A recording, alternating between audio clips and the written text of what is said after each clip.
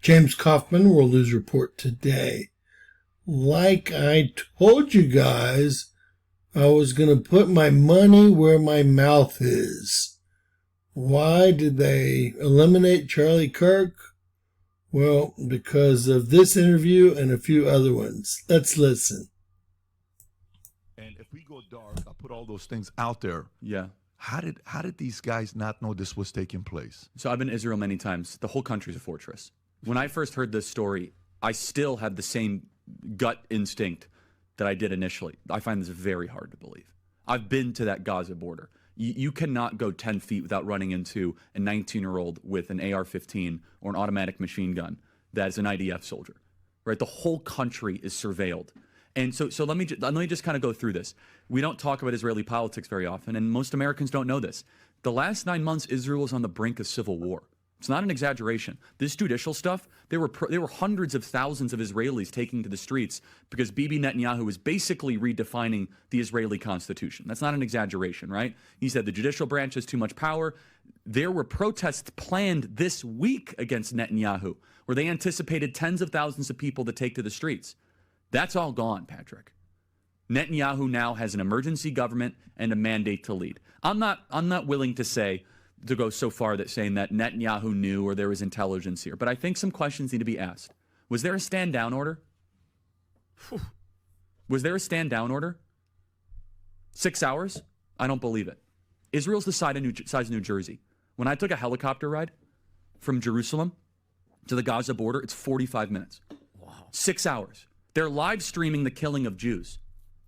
Did somebody in the government say stand down? That is a legitimate, non-conspiracy question. The whole country is the IDF. The whole country is. Yeah. And you're trying to tell me that they're going to concerts and kibbutzes and schools and by reports 6 hours. Let's say it's 3 hours. That's suspect. Go ahead, Rob. It's also not like a right-wing reporting. This is from the New York Times. The long wait for help as massacre unfolds in Israel. 9 I can't hours. think of a more liberal news outlet than the New York Times. And by the way, I'm actually very pro-Israel. So let me be very, so I'm not exactly. Well, I think we all are. No, I just want to make sure my position is clear here. But so Patrick, there are other explanations. It's possible that the Netanyahu government was double-crossed by bad agents. Okay? That's dark, but it's not as dark as what we're talking about. Okay?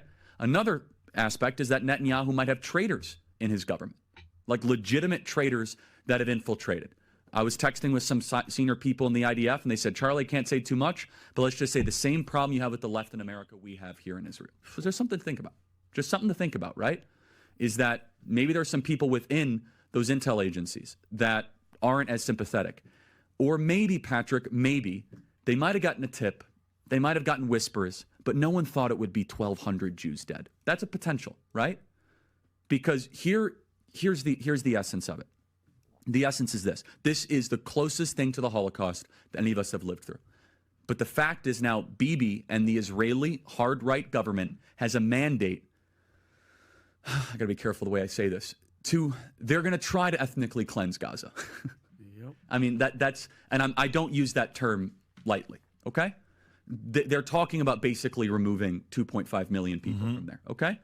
And honestly, they have a mandate to go seek justice and revenge. They do.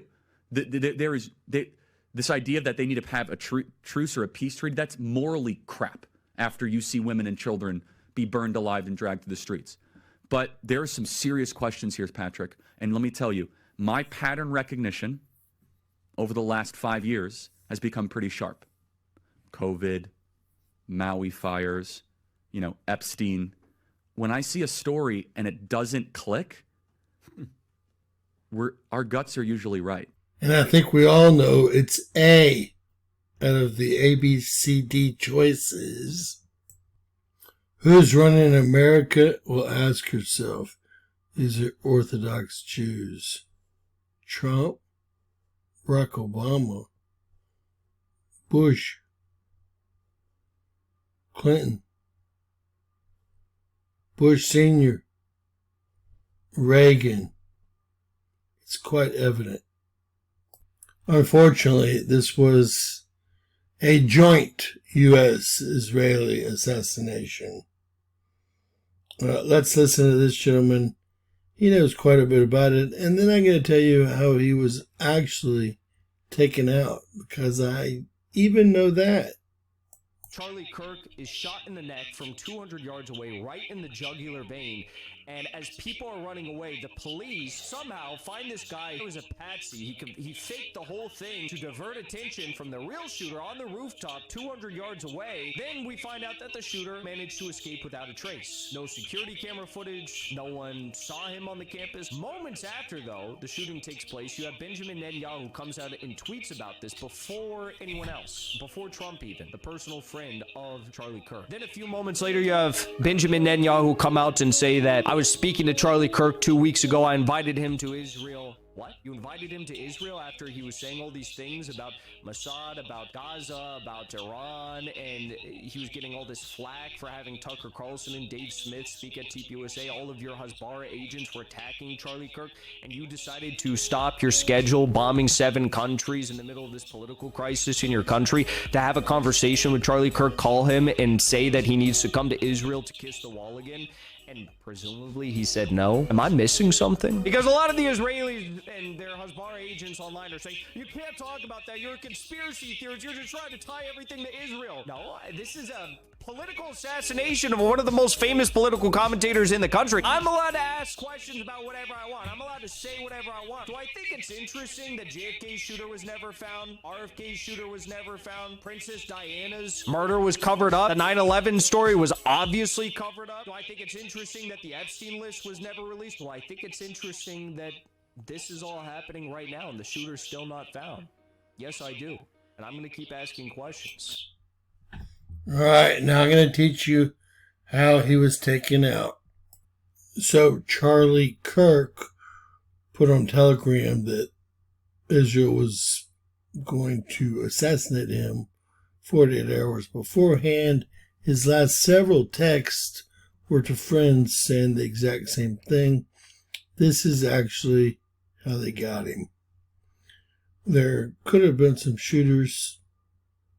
However, it's everyone's belief that's in the know that it was as simple as being his microphone set up by Israel to explode, i.e. a joint U.S. military operation with participation from former and current employees.